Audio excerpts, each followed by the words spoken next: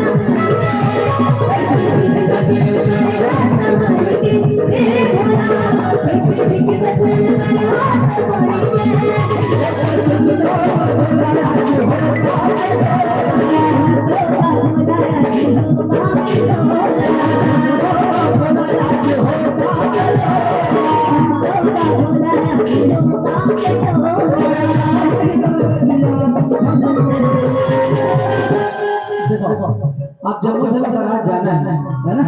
ओ सुकुरदुम वाले गुरु जी चुपे चुप नहीं जाना, थोड़ा हल्ला हल्ला करना है। भगवान भोलेनाथ के बगैर भूख को साथ एक से है ना, आप किसी कर सकते कैसे लोग आवाज नहीं सी आप कम से कम हम ताली बजा सकते हैं, आवाज नहीं निकलती है, ताली होनी चाहिए और बस मस्ती में कैसे होना चाहिए, जैसे बाजा बजा तो मस्त मीठा मीठा ताली होना चाहिए। कैसे होना चाहिए? एक कैसे मिलता